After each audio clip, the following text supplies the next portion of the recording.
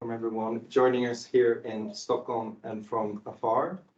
We are very, very appreciative that you are here, and we are very excited to be here at this very historical event in Stockholm, Sweden. This session is an associated event to the Stockholm Plus 50 conference. The title of today's session is Taking Stock and Moving Forward, Lessons Learned from an Assessment of the Political Impact of the Sustainable Development Goals. This assessment report will serve, is launched today, and is, the session is a launch event of the SDG Impact Assessment. This assessment is the first meta-analysis of the available scientific knowledge about the steering effects of the SDGs since its inception in 2015 with the Agenda 2030. This SDG Impact Assessment report is launched at an important junction for global environmental governance. Here in Stockholm, at the 50th anniversary of the 1972 conference, the world takes stock on what we have achieved and failed to achieve to safeguard the planet that sustains us and we who inhabit it. We are halfway through Agenda 2030, and we need to know earlier rather than later if our main mechanism to secure sustainable development is functioning as intended. With this said, we are grateful to be hosted at Stockholm Environment Institute today, and we are also happy to be here both virtually and on-site in Stockholm. The Earth System Governance Project is one of the hosts of this event. It's a global research alliance in the area of governance and global environmental change. It includes a interdisciplinary scientific community spanning over 450 researchers. It includes 16 research centers, including one here in Stockholm, but across all continents. It has a variety of working groups, task forces, and 4 flagship publications, including the Earth System Governance Journal. We are also hosted by the Global Goals Project, an ERC project involving more than 16 research institutions from across the world. And we are very grateful for the support of the ERC in hosting this event. I'm also joined today by our speakers and panelists. They include Frank Bierman, research professor of global sustainability governance with the Copernicus Institute of Sustainable Development. It is based at the Faculty of Geosciences at Utrecht University. He is a widely cited scholar of global institutions and organizations in the sustainability domain. He pioneered Earth System Governance and the Earth System Governance paradigm in global change research in 2005, and was the founder and first chair of the Earth System Governance Project. Welcome, Frank. I'm also very delighted to introduce Louis Kotze, sitting to my right, research professor of law at the Faculty of Law, Northwest University in South Africa, and senior professorial fellow in Earth System Law at the University of Lincoln in UK. His research focuses on human rights, socio-ecological justice, and environmental constitutionalism. Louis is also a member of the Earth System Governance Project's Scientific Steering Committee and co-convener of the Network's Task Force on Earth System Law. To my further right, we are also very happy that Khaled Imam has joined us here today. Khaled is a specialist in international human rights law. He's active as a human rights lawyer and executive director of Justice Call for Rights and Development, a global focal point of SDG Plus 16 at the United Nations Major Group for Children and Youth. He is also co-chair of Youth, Peace and Security at Global Partnership for the Prevention of Armed Conflict. Thank you for joining us here today, Khaled. Virtually, we are joined by 2 other speakers, Andrea Ordonez, the director of Southern Voice. She has been a part of this Global Goals initiative since its inception, she's been part of the Southern Voice initiative since 2012. She leads implementation of the network strategy and programs and co-edited the book Southern Perspectives on the Post-2015 International Development Agenda. She is also a lead author of this report, and we're very glad to have you, Andrea. Finally, we have Prakash Kashvan, Associate Professor of Political Science and co-director of the research program on Economic and Social Rights, Human Rights Institute at the University of Connecticut. He is an author of the widely reviewed and acclaimed book, Democracy in the Woods, Environmental Conservation and Social Justice in India, Tanzania, and Mexico. He's also a co-editor of the journal Environmental Politics. He serves on the editorial advisory board of the Earth System Governance Journal, Progress in Development Studies, Sage Open, and Humanities and Social Science Communication. Thank you all for being here. Thank you to the panelists and speakers. It is my pleasure to start the show, but first, as always, we always need to do a bit of housekeeping. So as you noted, this is a hybrid event. Only the video and audio of speakers, panelists, and moderator are enabled. Chat to the virtual attendees is open to all. The panel of speakers will eventually, the format of the event is that first we'll present the findings from the SDG Impact Assessment report, and then we will move over to a roundtable speaking about the science policy interface and how we can move forward with the Sustainable Development Goals and their implementation. When we have the roundtable event, you are free to post questions in chat or also from the audience in the room. Let us know your questions. We will try to include the audience at a later stage after the roundtable debate. With this said, I thank you. I let you, Frank, to have the floor, and the floor is yours. Thank you so much, Gustav. It's a pleasure. And from my side also, welcome to everybody, and thank you for joining us today here in Stockholm and wherever you are joining us online for this presentation of the SDG Impact Assessment, the first presentation of the core findings of this project. So today we are in Stockholm to mark or to commemorate or to celebrate the conference that was held here 50 years ago in 1972, the Stockholm Conference on the Human Environment. And there's lots to be said about what has happened in the last 50 years since the Stockholm Conference, and there are lots of panels and discussions here. I think it's important to note that the last 50 years have also been a history of ambitions, a history of plans, and a history of goals. So if you look very carefully at the history since the Stockholm Conference, you'll see that in 1972, there was already an action program. And then in 1992 in Rio, there was also the Agenda 21. It's very famous at that time, very famous and highly celebrated document with lots of ideas and lots of plans on sustainable development. Followed later in 2000 by the Millennium Development Goals, again, this ambitious document with lots of targets and goals. And now in 2012 and 2015, the United Nations has agreed on a new set of global goals and global targets, the 17 Sustainable Development Goals. And the question that we ask in our project is to what extent these goals have been effective. This is our question as social scientists coming together in the SDG Impact Assessment. Just as a matter of introduction for those who are not familiar with the SDGs, United Nations Sustainable Development Goals, they were agreed in 2015 by the United Nations General Assembly. And important it is to note 4 different characteristics of these goals. Number one, they're not legally binding. So they're not enforceable under national law in any country of the world. They might influence legislative processes, but as such, they are not legally binding. Many of these goals are also qualitative. So they don't, some of them have numbers, they're quantitative, but many of them, also the targets, are rather qualitative. So just say governments should improve, they should do better, they should take more actions on a certain issue without giving any quantitative target.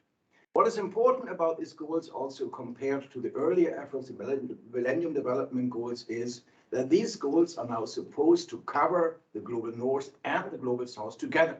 So all countries of the world are expected to implement and achieve the Sustainable Development Goals.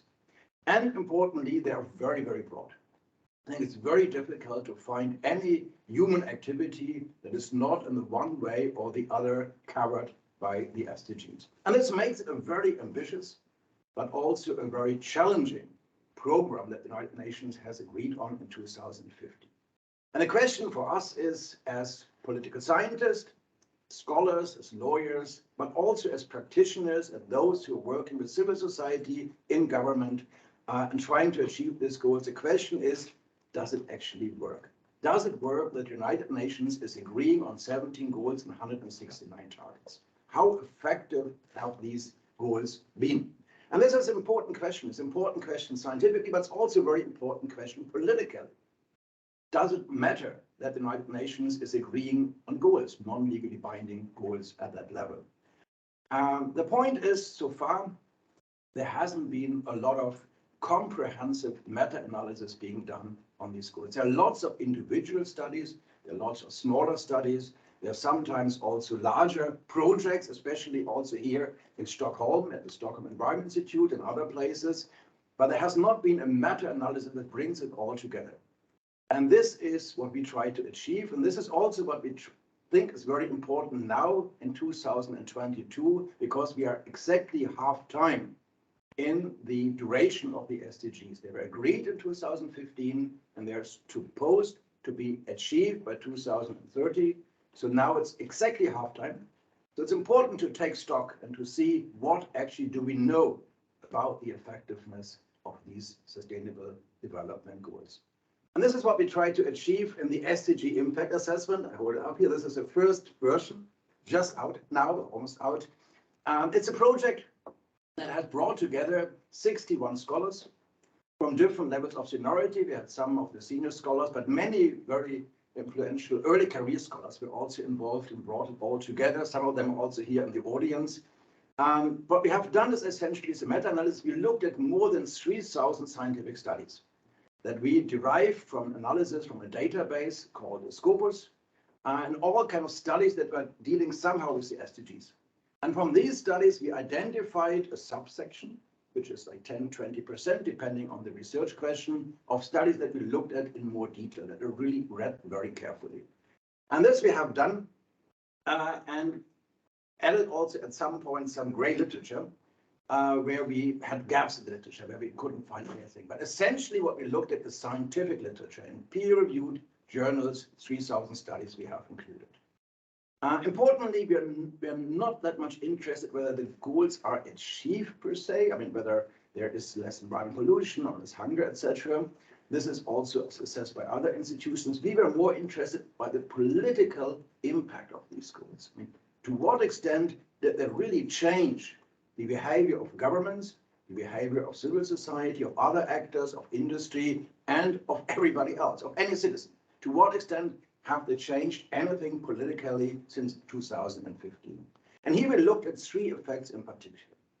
The first was the normative effect. We want to know whether anything has changed in terms of laws, programs, policies of governments at local level and global level because of the SDGs. Has any country changed a law because of the SDGs? Has any policy been changed because of the SDGs since 2015? That was the first question. The second question was institutional effects.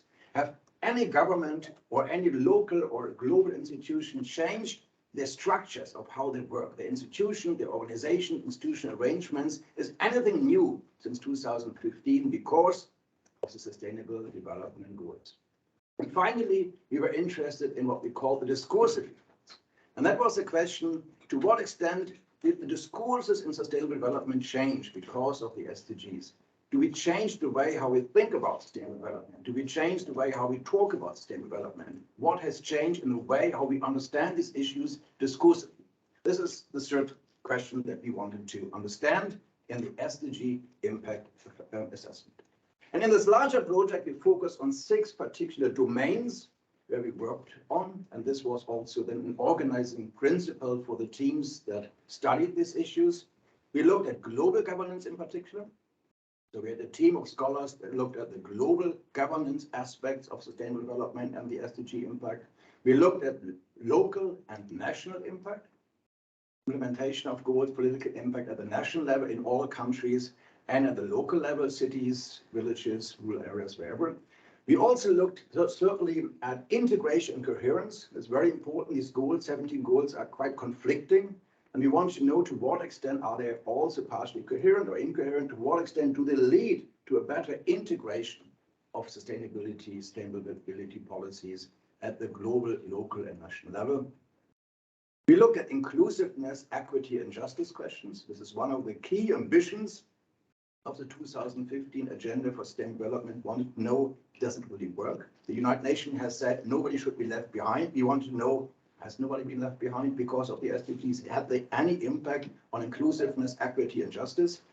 Then we looked also at planetary integrity. So we want to know to what extent do the SDGs really help us to protect the planetary boundaries and the key life-sustaining conditions on planet Earth. The ambitions are there. If you look at the document of the United Nations General Assembly said, yes, we want to protect the planet.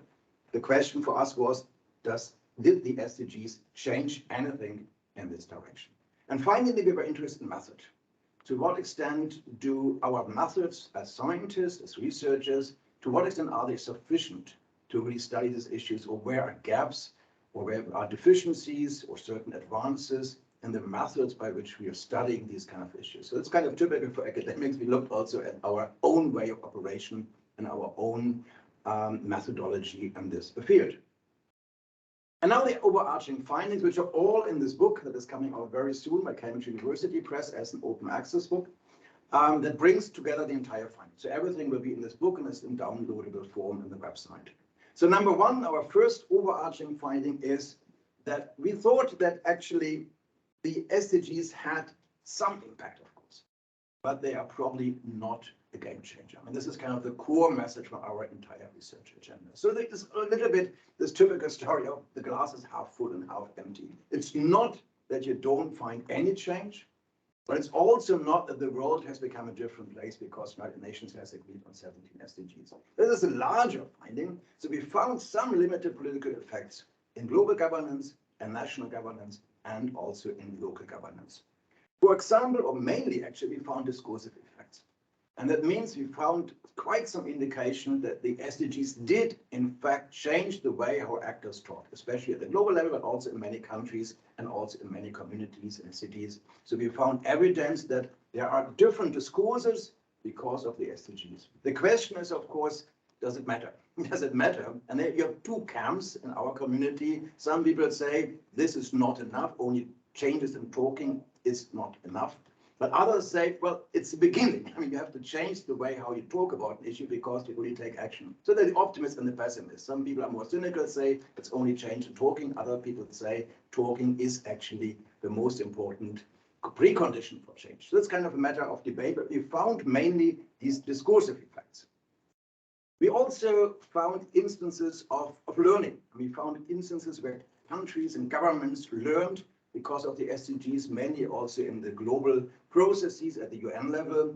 We found instances also where the new instruments have been found by local actors to organize, to gain more support, or to mobilize to more funding. For example, I'm based in the city of Utrecht in the Netherlands, and there you find, I mean, that the city government and the local NGOs and the local actors, the local civil society has been changed a bit. So they have been engaged by the SDGs, and many people are getting together and trying to achieve the SDGs. I mean, you find the SDG flag flying all over Utrecht. You find it sometimes even in the pavement, you find the SDGs. So there is a change.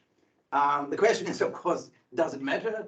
And of course, I mean, Utrecht is a very progressive city, totally dominated by students. so therefore, I mean, what is outside the university cities of this world in terms of change of the SDGs? But we found this kind of evidence at the local level. And then we found also influences on the civil society. And this is actually quite interesting, that we found evidence where civil society changed a bit their strategies because of the SDGs and tried to hold governments to account. going to governments and saying, "Hi, you didn't implement, you don't achieve the SDGs." And the SDGs come from the United Nations. Please, government, local government, national government, please do something better because the SDGs are there and you have not implemented. So in that form, there are kind of like an accountability mechanism by which some civil society actors in some countries have actually used the SDGs in a positive way. But, and this is the main finding of our book, it's not a game changer per se. So we found evidence, we found change, but it's not the level of transformation that we achieved.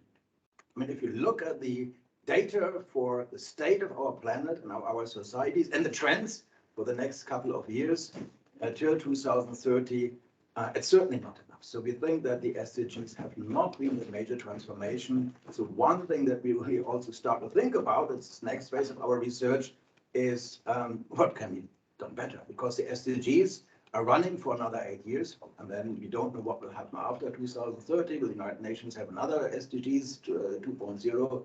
And we don't know. And this is kind of an important question. So the main finding is transformation, it's not. There's some impact here and there, but it's not really changing.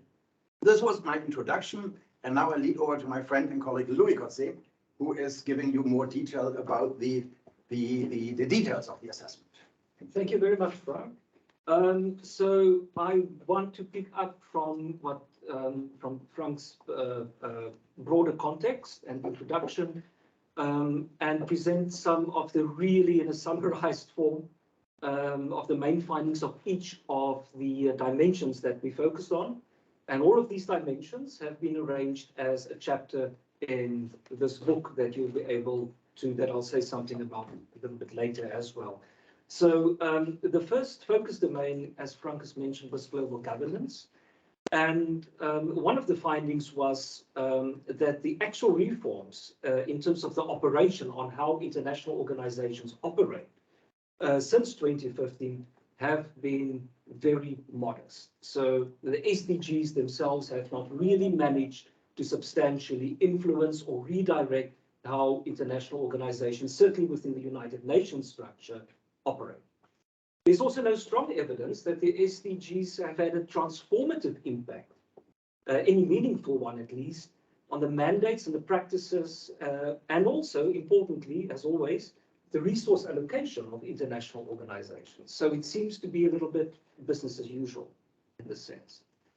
One interesting finding also, what the literature that we survey suggested, is that the high-level political forum on sustainable development specifically has not really become the effective orchestrator of global governance as was foreseen during its initial design and what was planned for it.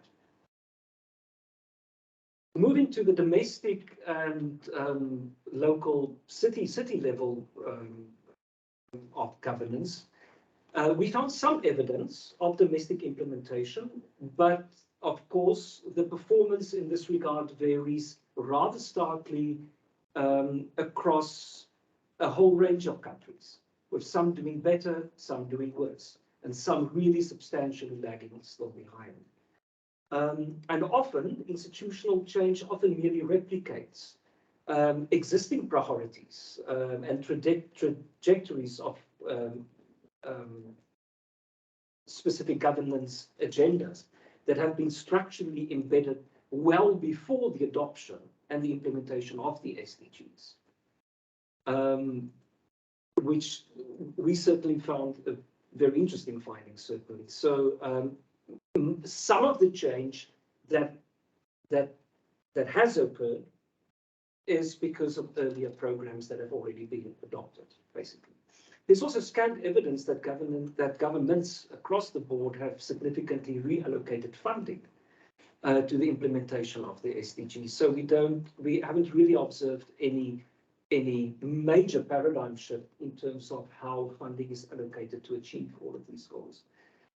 Perhaps on a more positive note, certainly, is that cities and civil society actors are playing a much more pronounced and stronger role, and prominent one, certainly, in attempting to drive the type of change that the SDGs are striving for. So there where governments fail or do not prioritize some of the SDGs, we see these non-state actors stepping forward in prioritizing the goals.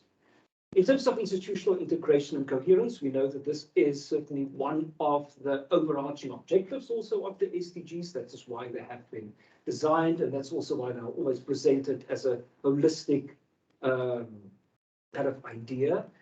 Some governments have certainly taken first steps to align the institutions towards the SDGs.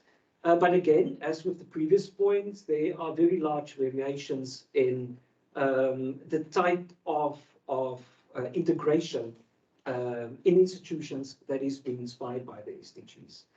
And several studies point also to probably well-known barriers that we all know to integration and coherence: political will, lack of funding, and insurmountable bureaucracy and the obstacles that bureaucracy often create in this respect.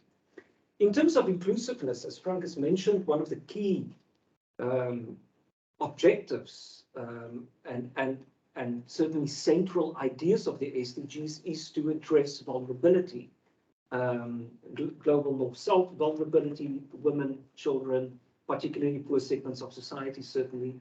But despite this focus on addressing vulnerable groups, the evidence that we surveyed certainly suggests a mismatch between what is being said and what is actually being done. And often it could even be that the SDGs are used to as a kind of a smokescreen by some actors to say, well, we are trying to do good, we want to do good because we are pursuing the SDGs, but in fact that is then not the case. Vulnerable people and countries are often discursively prioritized. We see this in a lot of policy documents, certainly also what the grey literature suggested that we have surveyed. But the actual normative and institutional effects of this discursive prioritization are very limited, both domestically and much more certainly internationally. There is also some evidence that emerging economies, and we're thinking here specifically of countries like China, are framing their aid and investment priorities and assistance to particularly poor countries, for example, those in Africa, as efforts to promote the SDGs. On planetary integrity, my own pet hobby, we found in this chapter specifically that there is substantial doubt that the SDGs have actually managed to steer societies in a way that could prevent further Earth system decay and that could ensure ecological integrity at the planetary scale. And there's only a limited role in the facilitation of the clustering and creating better linkages between the different international agreements dealing with environmental issues. And they mostly serve as collective headlines. So there's also one major concern, the lack of ambition, the lack of normative ambition. The SDGs do not require that level of ambition that we can actually pursue planetary integrity in any meaningful way that could push towards planetary integrity. And perhaps one of the causes of this, one of the reasons for this is because, as the literature suggests, the overbearing focus of the Sustainable Development Goals on sustainable development and the new liberal manifestation of this principle and how it is being appropriated also by corporations and other organizations. Finally, the chapter on methods. I think one major insight here is of this entire study is that the SDG Impact Assessment shows a compounding mix of novelty, certainly complexity. Those of us who dealt with the SDGs, who dealt with sustainability issues more generally would know this, but also uncertainty and, as we see, increasingly urgency to deal with the issues that the SDGs and other associated initiatives want to address. And all of these, of course, would call for novel approaches, new approaches, more innovative approaches, thinking outside of the box type of approaches, in terms of research, assessment, scientific cooperation, but also implementation, and how civil society pursue the implementation of this. In this specific chapter, we also identified, in terms of methodology and epistemology, knowledge gaps and avenues for further strengthening research approaches. So this is a bit looking forward to say, these are the gaps in how we know and understand and respond to scientifically and socially to the SDGs. And this is where we think this could go in future. And finally, if you want to learn more about this, the good news is that the entire impact assessment will very soon be available, and by Cambridge from Cambridge University Press. The brilliant news is this is all going to be open access, so it's not going to cost any single cent. And our heartfelt thanks, of course, to the European Research Council, the project that Frank is pioneering. You can download all of the chapters free of charge. Only those who are still real bookworms and lovers of hardcover books might still be able to get a copy of this. So please, please download the book, and we would very much like to hear from you what you think about this. Do not hesitate to engage with any one of us and the broader author group as you engage with in the future. Thank you very much.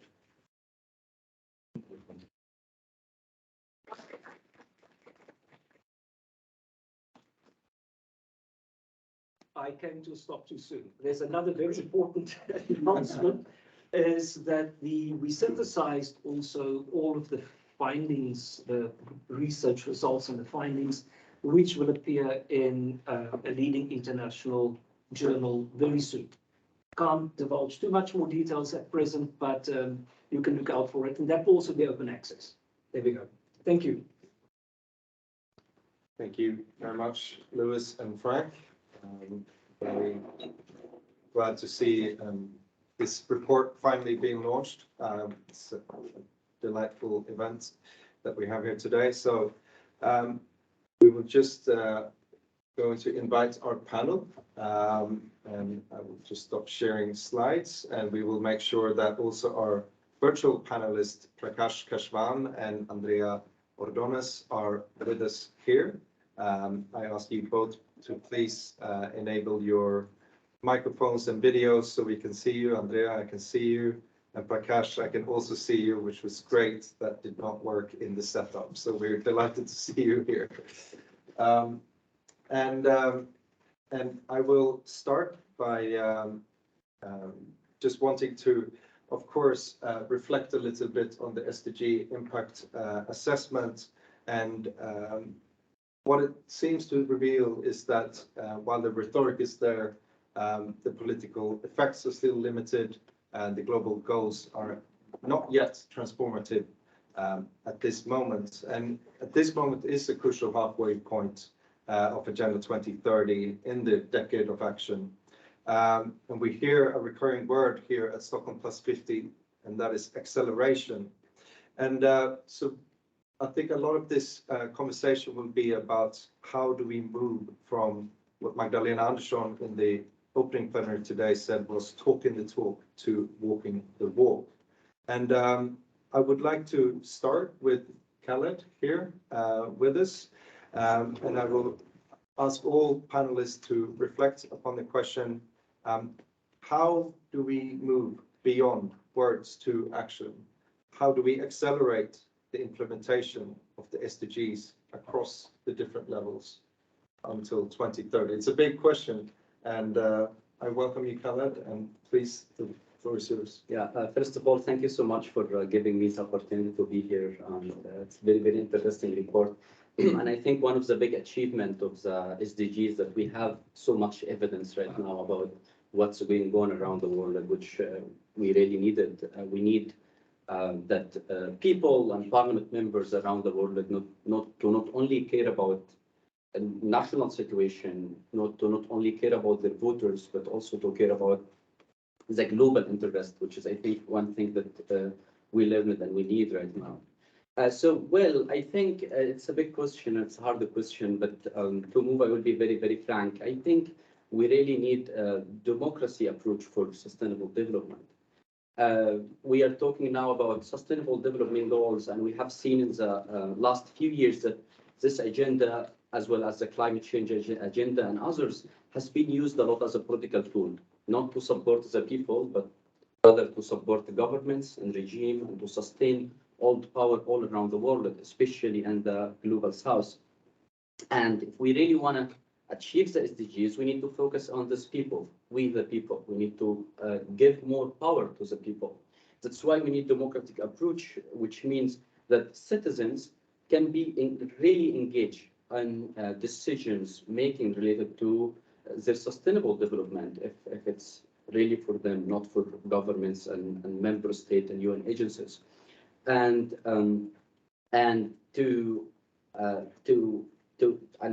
this is also will help us to solve the issue of trust. We can see also that there is big trust issue right now between the international community, including member state and UN agencies and citizens. Working in the ground in countries like Egypt, Syria, Sudan, I can feel that citizens does not really feel that these agendas for them. They feel that I asked a Palestinian girl who worked in a restaurant in Amman last month about what do you know about the SDGs agenda? We had a conference about peace building there, just out of curiosity. She said, oh, the things that they discuss in conferences and meetings. And this is the only thing she knows about it. So if we want to solve this issue of trust, we need to include the people again, which is part of it through civil society organization. Second, accountability. And we can see that the main focus of Stockholm Plus 50 now is how to turn all these promises and agendas into action. And to turn it into action cannot be done without accountability. And accountability means that people have the right to question their governments about what they are doing in this agenda, which is unfortunately in non-democratic countries, this is impossible. Even for the high-level political forum, which is the main review mechanism for the SDGs, when we invite civil society organizations to come, they're always afraid or scared to talk about the real situation because they are going back to their countries again. So we need a strong accountability mechanism to give these people the space and power to question and monitor the implementation of the SDGs. Thank you. Thank you very much, Khaled. I'm also delighted now to invite our virtual panelist. I think, Andrea, I will start with you. Thank you very much for joining us today. The question is the same as to Khaled. So how do we move beyond words to action, and how do we accelerate the implementation of the SDGs across the different levels? Andrea, the floor is yours. Thank you, and it's a pleasure to be joining this session today. And I would like to build up from the previous speaker comments on the importance of citizen engagement and some of the findings that come from the book, from the study. And I think some of the things that come up in the report is that there is potential for more local action around the SDGs. That's something where we were able to find some action going on. And this relates well with this need of connecting the SDGs with people and with citizens. So I think that's one thing that comes up clearly as a window of opportunity from the report. The second one, unfortunately, is that at the global level, where actually everybody knows and talks the language of the SDGs, the actual steering effects of the agenda are limited. And I think this is one where we really should also focus attention. So, there's I think focus on the local level because there's potential there, and focus at the global level because we're really behind there. And I think that at the global level, there are so many of the things that we know now from the agenda that need some global cooperation, that if we don't get that part straight, it will be hard to get the other pieces in place. And I think, the Secretary General put out his agenda on our common agenda in commemoration of the UN 75 anniversary. And he poses this need for new work at the global level, and that we cannot really move forward with the SDG agenda that was very positive, very forward-looking. If we don't deal with how are we going to restructure the global governance. So I can start there. Thanks. Thank you very much, Andrea. And I will immediately pass it over to Prakash Kashvan.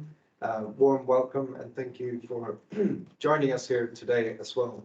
Prakash, I think you know the question by now. The floor is yours. Thank you, Gustavo, and everybody else who's been involved in both the volume as well as this panel. This is really, really important. And I hope you'll see that my comments nicely and in some interesting ways complements the comments that Khaled and Andrea made. So I want to start on a sort of lighter note and ask everybody if you ever witnessed a massive social movements of the type that we are witnessing now about climate action. Have you ever witnessed a social movement like that demanding free trade, particularly of the type that exists now?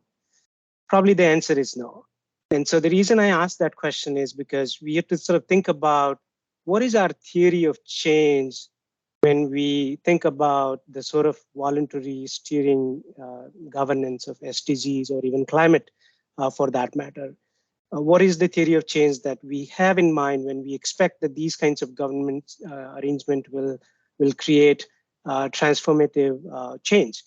In my work, I've argued that the intersection of three factors makes such governance effective, or we can expect something to happen if they align. And those three factors are social and political mobilization, which both Khaled and Andrea highlighted. But then the second important part that came out in the presentations and in Khaled's comment was of elite interest. And by elite, we mean political and economic elites. And because those two factors are often at odds, we need strong institutional arrangements that can steer the powerful in forceful ways and make them yield to the powerless. So this is where we need to think a bit more about the half full, half empty glass metaphor, because what has been achieved is one type of achievements, and what has not been achieved is another type of, probably the more crucial parts of the governance that we were hoping to achieve. And so if we compare SDG governance to global trade agreements, we see that in each of these cases, institutional arrangements reflect the interests of the elites, leading to non-existent forms of global governance on SDGs in sort of substantive terms, right? Not just in discursive ways, but very smooth sort of sailing on the global trade front. And equally important, global trade relations are maintained through strong and sort of no nonsensical institutional arrangements. So, if there are disputes, there are courts, there are arbitration and all of that. So in many ways, international and global trade is extremely complex as SDGs. But we don't have, we deal with that complexity in a very different way, not through dozens of vaguely defined goals and hundreds of targets. So, I'm urging all of us to think more about the relationship between complexities of different types and the system of global, sort of goal-driven global governance arrangements in the SDGs. And what role we can play as academics and sometimes as scholar activists to try and shine light on these kinds of disparities between global governance of equally complex goals of different types. And so the form of global governance that we have witnessed in the context of SDGs should be seen both as a cause of poor results. If we don't have any meaningful reallocation of resources or any meaningful transformative changes in the institutional structure, it's partly a reflection of how we have tried to approach it.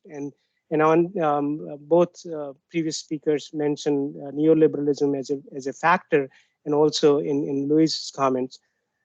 But in many ways, it's also symptomatic. The type of institutions that we have for global governance of SDGs is also a reflection of the power imbalances between different stakeholders in the global governance system. So my addition to the comments that have been already made is that we should be really attentive to the power of global elite networks and that prioritization of certain types of goals over other types of goals that we all have been talking about and been demanding. Thank you again for the opportunity, and look forward to the Q&A. Thank you very much, Prakash. Very interesting initial comments. And I do want to give the opportunity to both Andrea and Khaled, if you do want to comment on the earlier, on the other panelists' statements, please. Thank you. I think I would really agree with the comment about resource allocation. And this is also very, very important if we want to achieve what I said before, that we need to give power to people, which means we need to give more resources to civil society organization and youth-led organization.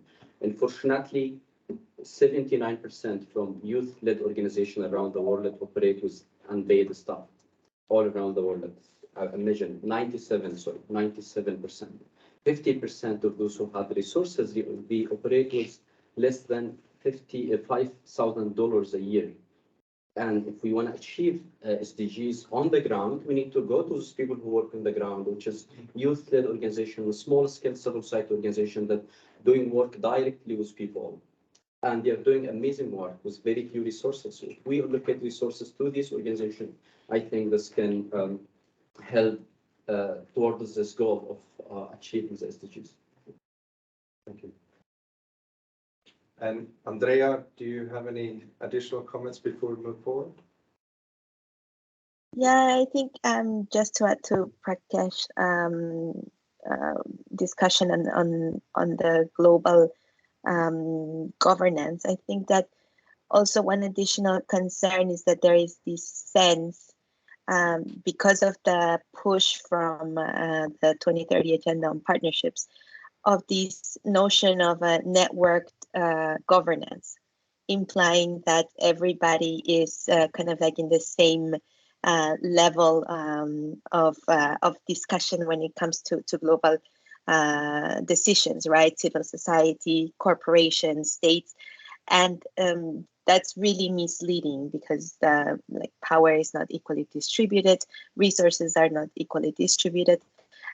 So I think this is one thing that I think we should be more concerned about, this notion of networked governance, and that is taking over more traditional notions of governance. And we might need to rethink them, but I don't think that this network approach is necessarily the way forward. Thank you very much. I would give both Frank and Louis just a short intervention if you have any reflection at this stage. Well, I can be very short. I mean, there were very, very important comments, partially also by our co-authors who have also joined writing the report. I think this point that has been made by several, also very much worded by Prakash, about structural change, institutional arrangements at the global scale, I think this is a very important one. And I think that is a very important part also of the new research agenda for the period that is now starting, in a sense of the 2022 and onwards, concluding that the SDGs have not had a transformative effect, but then also looking at what other mechanisms are needed at the global level to make sustainability a possibility. I mean, what is really this change we need in the global level, but also in the country level, to move forward. And all of you have made very important points. Resource allocation, especially to the youth, was mentioned by Khaled. I think that's very, very important among many other resource allocation needs for other communities. But I think that's very, very key. The problems of network governance that Andrea mentioned, I think they are very, very important. I mean, there's a huge enthusiasm sometimes for network governance and partnerships and these kind of things. And they are quite often not reflecting the imbalances in power in these networks, especially when you bring in huge industry actors, business actors, etc. Then these networks are on the surface, they look always like United Colors of Benetton in a way. So, but under it, if you look, I mean, one level deeper, you see huge domination and imbalances of power where industry and other strong governments, but also other strong actors have a much more important impact than, for example, the youth NGOs, for example. So I think that's very important. And I think that's an important part for the research agenda. And this is what we also will look at in the Global Goals project. I mean, we really want to focus now in the next phase of this project much stronger in institutional exchange at the global level and what needs to be done with the WTO, but also in the other areas. Thank you.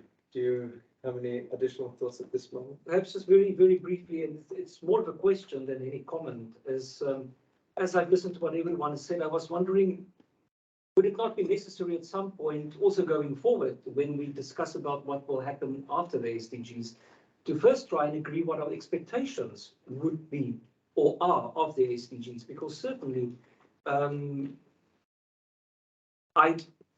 I can imagine that the expectations that we have of the SDGs would differ from different sectors in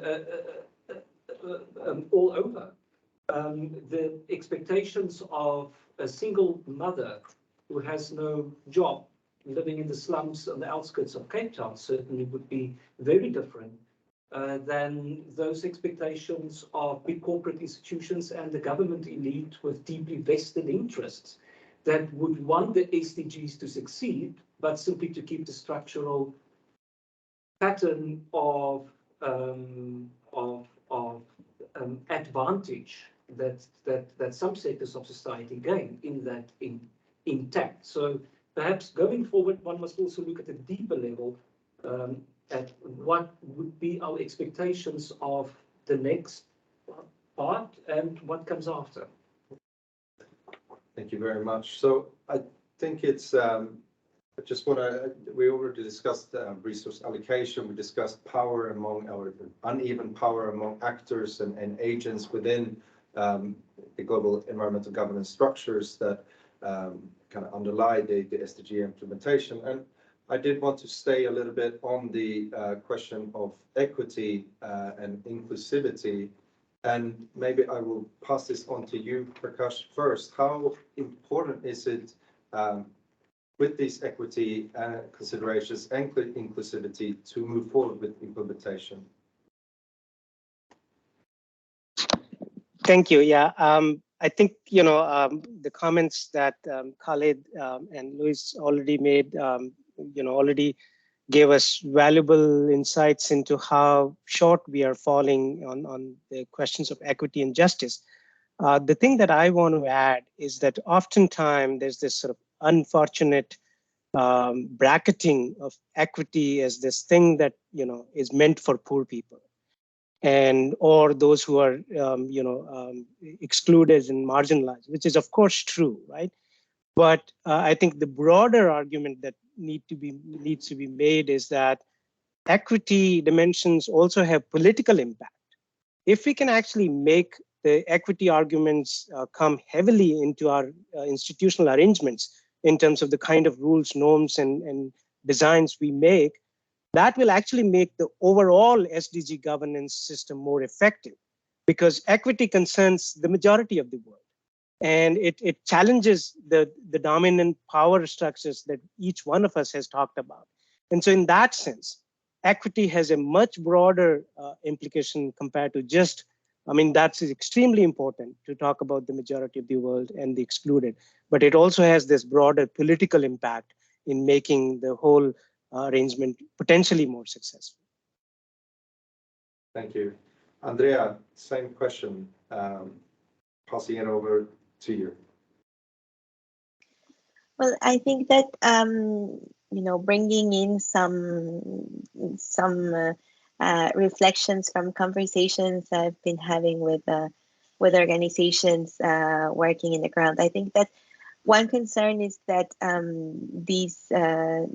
this focus on, for example, leave no one behind, right? On this overarching principle in the 2030 agenda of leave no one behind, has just translated into some sort of consultative process with local communities, with smaller organizations, and not really about giving them the agency to decide on the activities, on the programming, let's say financed by development cooperation, and to really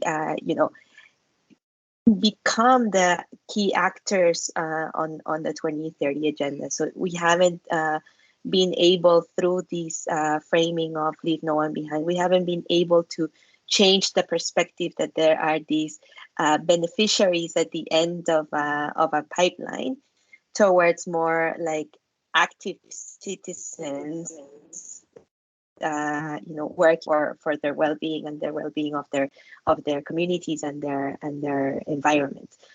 So I think this is something that we should reconsider, and that we should push the global organizations to look at again and to reframe their own actions in this respect. Thank you very much, Andrea. Khaled, I also want to invite you. Yeah, thank you so much. Yeah, as Andrea said, if we don't really want to not leave people behind, we need to really think about this question about justice and justice in everything. First, we know that you cannot solve a problem without the community engagement. If you want to work in conflict, you cannot do it without people who are affected by conflict. If you want to solve poverty, you cannot do it with engaging poor people. But unfortunately, within the SDGs agenda, this is not happening. In 2019, we did a huge conference in New York about conflict and youth participation in peace processes, and 5 out of 6 of young people who were invited to this conference couldn't get visa to the US to come and attend this conference. Same you can think about everything else. I was a few weeks ago in Dallas attending a conference about poverty, and it was in a very, very fancy garden with all elite people and governments represented. And I was like really reflecting, does poor people can come to this conference and share the views? It's not. And I don't think excluding those people who are affected by these issues that the SDGs is solving will lead to anything. And this is, again, will engage the question about getting visas, which is not an easy question. Many young people who were invited to Stockholm Plus 50 couldn't get visas on time, and that's why they did not participate. And last week also we had the Stockholm Forum on Peace and Security. Same issue, poor people and people who are affected by conflict. Unfortunately, it makes sense in this world that they will not be able to get visas to Sweden or the US. So we need to address this injustice and equity problem financially, but also politically, how member states should really facilitate process to engage with those people who are left behind, including people with disability, minority groups, poor people, people who are affected by conflict and peace and sustainable development processes. Thank you very much, Khaled. Andrea, Prakash, do you have any reflections at this moment that you want to share? Prakash? Oh, no, okay. So I will move over to the next question. We have been talking a little bit already in terms of the groundswell and energy of actors, non-state actors, meaning local initiatives, youth groups, even companies. How do you see these? What role do they play moving forward? We are talking about, of course, barriers to entry for certain groups as well in this conversation, but maybe Khaled, will start with you this time. What role does these non-state actors, the youth groups, civil society, companies, etc., play in moving forward for this collective action to take place? Great. So as I said before, so I was talking about democracy and how we need to engage citizens in sustainable development processes. And it's not easy because engaging citizens means we need to educate the public about what is the SDGs in a meaning that they can understand it.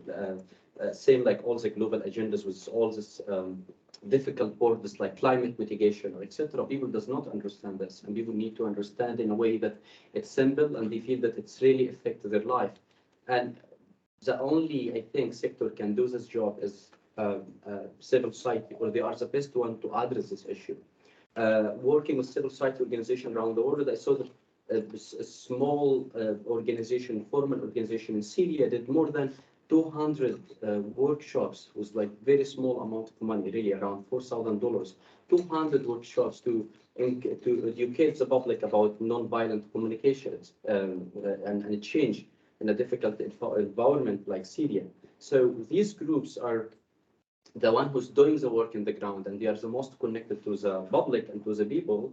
And they are playing a very strong role to get the hope again and build the trust again with the community. And we can see examples from our work, youth working in Myanmar within considering the situation of military coup and etc. But young people still doing work to support like food recovery and also providing humanitarian assistance to the people there. From Yemen also was the only hope we see with this huge food crisis in Yemen. Young people right now getting some assistance from outside and try to really push it into the ground. So those people are doing a great job, and the question now how we can really support them to do more. And here I will summarize in 3 points. First, we need impactful responses over the fake promises. This commitments made everywhere by everyone, and young people are really frustrated and disappointing. And doesn't matter that the Stockholm plus 50 will get like huge outcome document. We need to have actions on the ground, and to have the actions on the ground, we need the expertise to design these policies in a way that it's inclusive, to include those people that normally left behind, and also consider the principles of human rights and justice, as we spoke before. We cannot work on SDGs, but unfortunately causing human rights abuse, which happening in many in many situations when you do a conference in a country that do not unfortunately respect human rights, and these countries using this to get more power and more money, this I think harming human rights. So we need to design these policies and agendas in a way that's inclusive and respecting human rights. Second, protection and participation. And I will say protection then participation, because participation is not possible without protection. So member state and UN should really enhance safe spaces for these civil society groups and youth groups to work together collectively in a safe manner to achieve the sustainable development goals and change the narrative around young people around the world. And I think Andrea mentioned our common agenda. So our common agenda actually has very, very interesting index, which called the Youth in Politics Index. And I think this can be very good tool to monitor youth participation in politics all around the world, and including the SDGs. Last point, access to financial resources, as I mentioned before. Young people and civil society organization, to make a real change, they need long-term support and sustainable resources.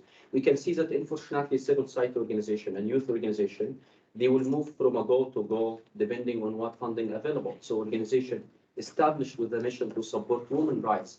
Next year, you will see a funding available on climate change, then they will move to climate change. In the year next, they will move to something else. That's not the problem. There's a problem that there's no resources available for them, and they are just trying to do what's possible. So we need to have sustainable resources for civil society organization and youth groups to do this work. And this can be very, very specifically can be happens through donors. So donors need to shift the practice of working with same traditional organization, big organization, to make more efforts to support youth groups. Always donors want to give like big bunch of money to one UN agency or like one big university, and then that says, so they know that they will get them a good report at the end, and that says. So donors need to shift the practice and go work more with civil society organization and youth groups on the ground. Second, we need markers. So we need to know how much money exactly from these resources allocated for SDGs going for these groups, civil society groups and non-state actors. So, Thank you very much. Very thoughtful words. I will invite Andrea into the conversation. Same question: what role does these non-state actors play in the moving forward? Please, floor is yours. Well, I think Khaled has really laid out what needs to be done to support the organizations, and I couldn't agree more with those asks. I would just add a little bit on what I think the organization should be focusing on. And like you said, I think we're all tired of listening about commitments, right? And there's been a push within the work of non-state actors at the global level, keeping commitments to new funding, commitments to new goals, to that things will be done differently. And I think here Prakash brought a really good example of the trade agreements, right? And I think what we should start working in is really changing some of these rules that have affected the way we're working, right? So, and some of these ones are, of course, they may not be as appealing as asking for a commitment of additional funding, but can have tremendous impact, right? So, let's say we know that the IMF put out these special drawing rights in response to COVID, but it followed its rules of keep giving the majority of them to the majority shareholders, and so it ended up being a very unequal distribution of these special drawing rights. And so we've created a pool of funding, of money globally, but we've distributed in the same unequal way that we've done it before. And we just take those rules for granted and accept them, right? And so it's these kind of rules that we need to start thinking, how do we change them instead of just asking for more commitments that may not realize, but how do we think of new rules that can, when decisions are being made, change the outcome that we see in practice. Thank you very much. Prakash, I will hand over to you immediately.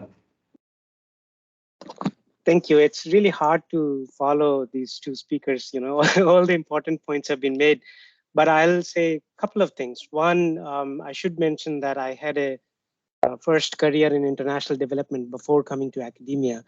And that was, when I left international development in early 2000, there were already indicators that global international development funding was being consolidated. Many agencies, such as the Ford Foundation that I worked for, were moving from making many smaller grants to a few bigger grants. And I think that trend has only strengthened over since in the past 2 decades. And I think that's very harmful from a distributional perspective.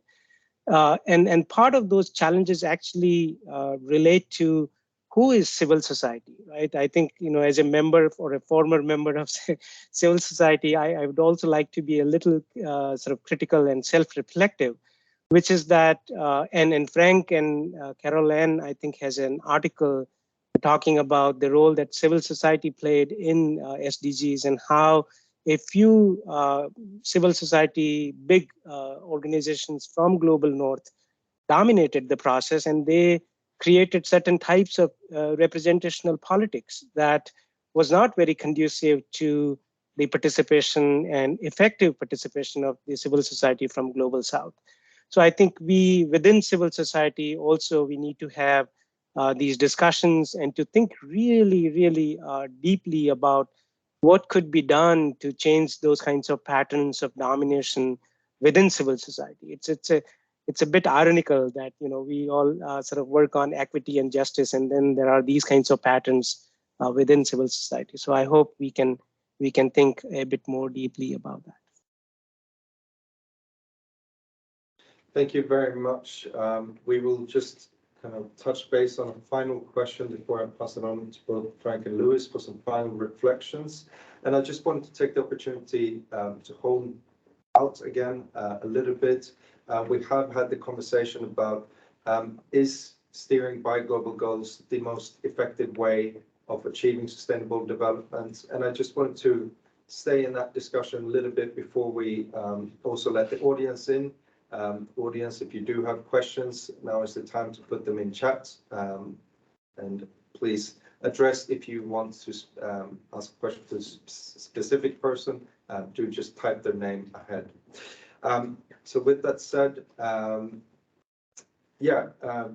course, the SDGs were adopted with the intention that they would coordinate and orchestrate action, but looking at alternatives and looking towards the future, past 2030, is there still a role to play for global goals? What are the alternatives? Will we see SDG 2.0? Andrea, I will let you start on this one.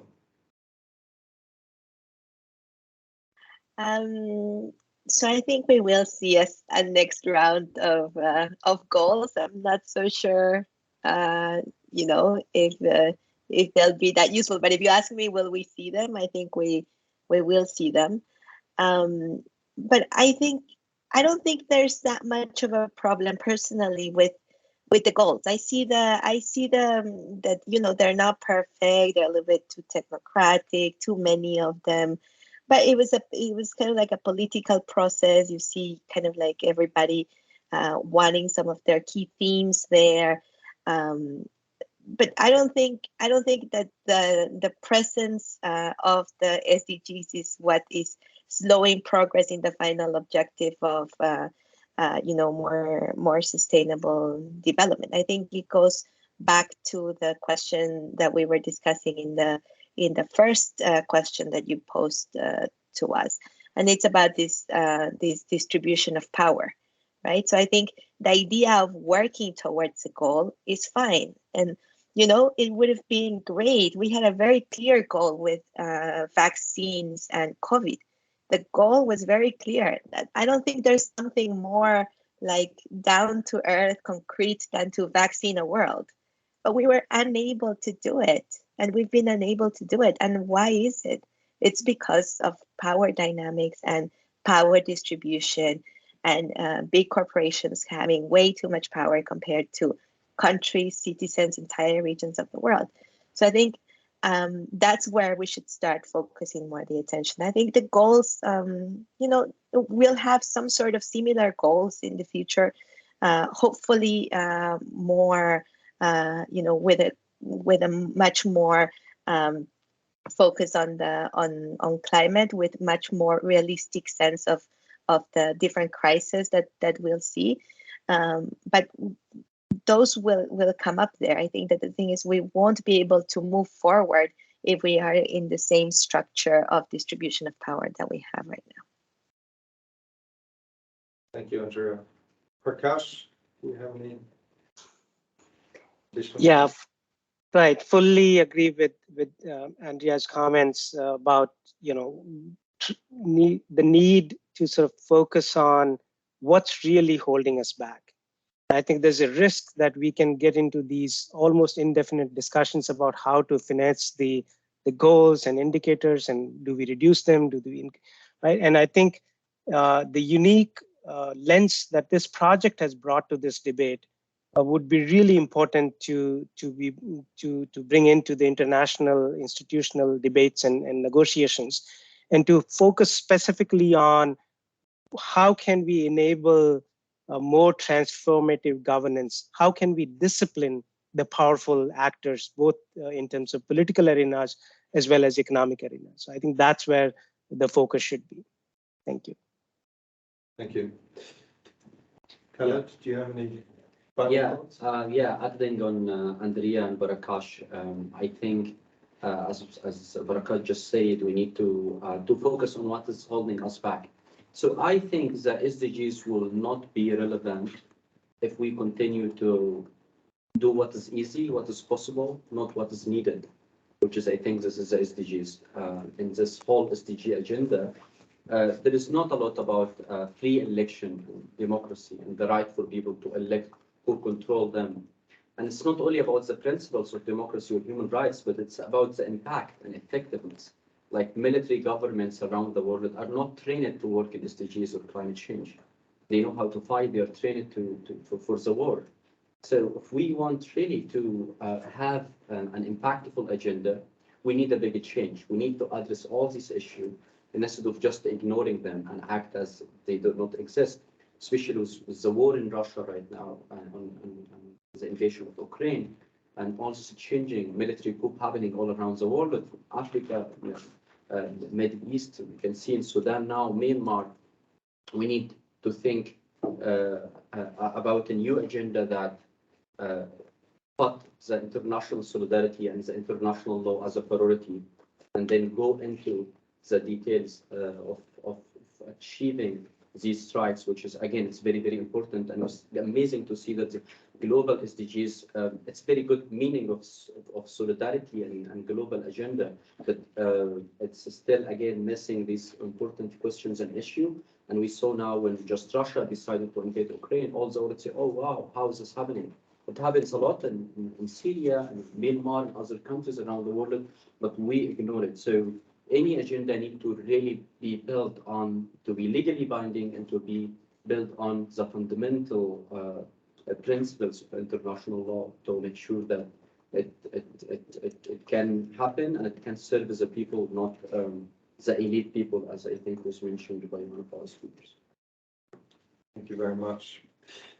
Before I invite you, Frank and Lewis, in for some final reflections, I just want to turn to the audience, and we have received some questions, and I also want to invite our audience here in Stockholm if you have questions as well. But I will start with a question from Gintara, and it's addressed to all panelists. In your view, what role does the education system play or could play to enhance the transformative force of the SDGs? And I think I will start with you, Prakash, in this instance. Thank you. I was going to raise my hand for that. This is a really important question. There are two things that I want to mention. One, and especially in global north, and in that sense, right, I'll come to global south later. But this sort of almost like a hegemonic control that liberalism of certain types, neoliberalism, liberalism has had on, sort of the ways in which we teach our students.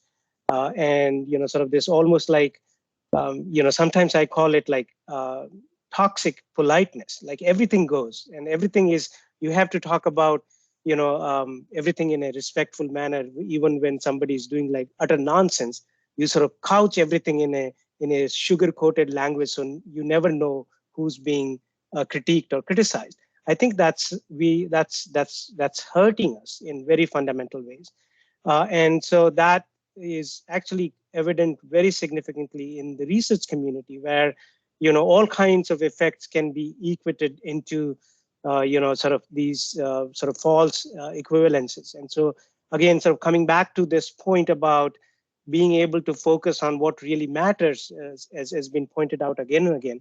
And I think if academia cannot be honest and cannot use a direct language, no one else can. Civil society, even though they are politically oriented, they're actually much more constrained in how they can function both domestically as well as internationally. So I think academia and researchers have to take up this role of being the, sort of the, being able to speak truth to the power. And so if you would, forgive me, I'll put a self-promotional citation here in the chat box. We created this power matrix to sort of think about how different types of powers work at different levels in international development and in global governance. This might be helpful for some of these discussions. Thanks. Thank you very much, Prakash. And Andrea, I will pass over the question also for you in regards to education for enhancing the transformative force of the SDGs. Well, I think Prakash has made very important points in terms of maybe the higher education.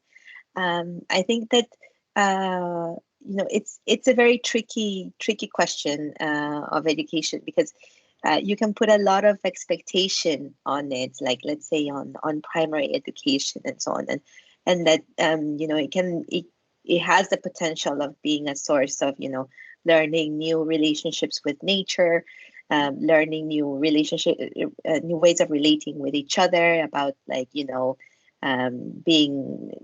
introducing more notions of care and respect to others and to nature. But it's difficult to materialize, because it's still being, education works still through this system where there's teachers training, which keeps on being in the same old-fashioned way. So I think there's the potential, but I think it's hard to materialize because of these. I'm thinking more of the primary, secondary level education and how it's working right now. But there's the potential there. Thank you. And Khaled, did you? Yeah, very quick comment. Yeah, I totally agree with comments made by Prakash and Andrea, and I think education is essential. From my own experience, growing up in a countryside in Egypt, I cannot be here without education. I think it's essential. And maybe the role that education in schools could play is how we can really simplify these agendas into actions, which means like teach the students and kids how it's affecting their life, how they can do small actions to work on it. And this is, we really need it. And sometimes I ask myself the questions in some of these countries that I mentioned, non-democratic countries, where they have over control of everything. Like, why they don't take advantage of this and try to achieve some of these parties that has no political attention, like teach people how to respect the environment, like kids teach people how to be to share with each other, how to care about each other. Like there's a lot that education system could do, but unfortunately, I think we are also missing this. And I'm talking more about the global south, where the education system is very corrupted and the quality of education is very, very low. So for sure, this is equal or even more important to than the civil society role. I'm from civil society, but I think education is really essential. Thank you. Frank, did you want to add anything just on that particular I can just add on education very briefly. I think it's a very, very important point that has been raised. I think from the school perspective, I mean, Khaled mentioned the global south. I think it's very important to mention also the global north in this matter. I think the schools have been fundamentally reformed in these matters. I mean, my daughter goes to school. There's almost no training in sustainable development. I think it was a bit what Prakash also was talking about and hinting at. There's a change from freedom to responsibility. There's too much education in kind of a liberal way about the freedom of doing whatever you want, flying anywhere, taking an SUV anywhere, and these kind of things. And we have to change this to a new discourse on responsibility also in our education system at the school level. And for the university system, I believe that we have to also change our universities quite fundamentally. And this means especially going from academic research to what Prakash has called scholar activism. I think that's very important that we change. Still doing research in an academic way, of course. I mean, there's a difference between civil society and universities. There's a different function of these two activities. But universities certainly have to change to become much more activist in the crisis we are all about. Very important. Thank you. We will take a question from the audience. We are running out of time. I see a couple of hands raised, but we are running out of time, of course. But Lynn, if you want to address your question, I think everyone can hear it if you speak. Yeah, I'll try to speak up. Thank you very much, Lynn Yan, researcher at Stockholm Environment Institute. I enjoyed a lot this whole presentation of the book and the discussion as well, and in particular the discussion on what comes after 2030. And my question relates to the issue of institutional integration and how that could potentially be strengthened in future governance system. Because to me, one of the barriers towards institutional integration is the way that the SDGs are formulated as 17 separate goals, which I think promotes this more silo-based implementation.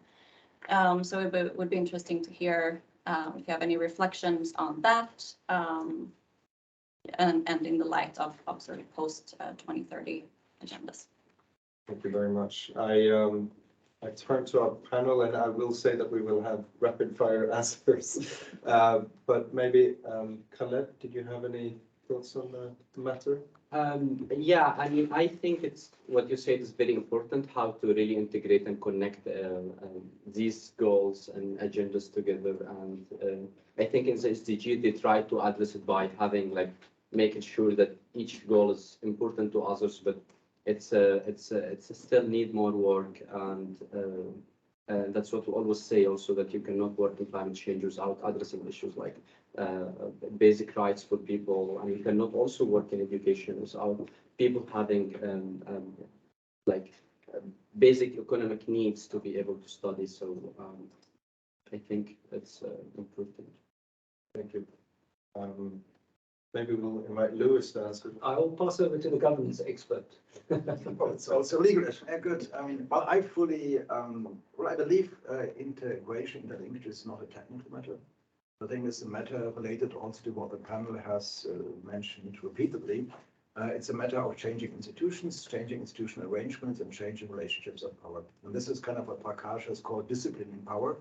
I think that's very important. In this particular question, I think it's very important also the economic power of economic actors. The trade agreements have been mentioned, the World Bank has been mentioned. I think that's very important for a progressive agenda to look at these actors and thinking about progressive agendas, how to change them. I think that's the way forward in the integration. But I think the main one is not a technical matter.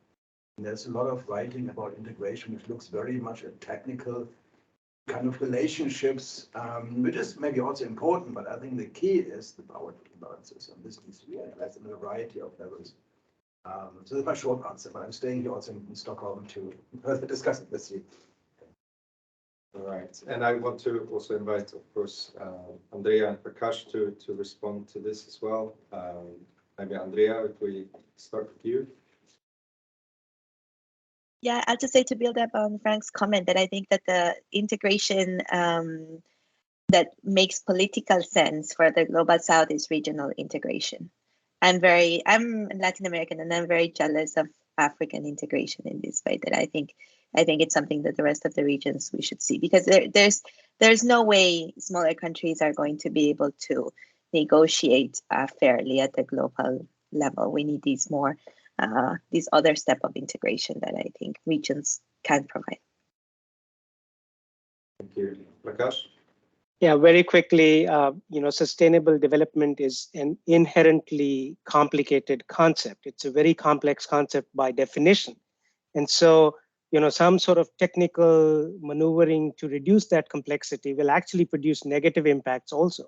So just to add to the comment that Frank made about not thinking of this as a technical exercise, because it may actually also undermine the implementation of the different parts of the SDG agenda. Thank you very much to our panel. We're nearly out of time. We only have about a minute left, but I just want to invite Lewis and Frank for final reflections, just perhaps a minute of what you heard today and what the panel has discussed. What are you taking away from the discussion today? Perhaps just very, very briefly, looking ahead, you asked the question, what's next? And whether we will still see the SDGs or something like the SDGs in a few years' time. And I think that we will, because it is a convenient tool. They are broadly formulated, they are abstract, they leave enough room and space for governments to maneuver. So it is something that governments, I think, will still pursue. And I think we need something such as the SDGs. It is an important type of governance instrument to have, governance through goals. But I also think that we need something in addition to that, and that is something much more concrete, something much more ambitious, that would be able to instill and drive the type of paradigm shift that we urgently need. And I think that we've seen that we are able as society to pursue the type of structural changes when faced with an emergency, or what we perceive to be as an emergency. COVID-19 has shown us that we can do the type of structural changes, if not well and fully successful, but some of it. So we can do it. It is a matter of, do we want to do it? And in tackling this, I think we need to look at two things, and that is we need to be clear on, do we want to change? And who are the we that we are talking about? Is it only elite United Nations partners? Is it only the global north? Is it the people that you work with, for example? And what type of change is it that we want?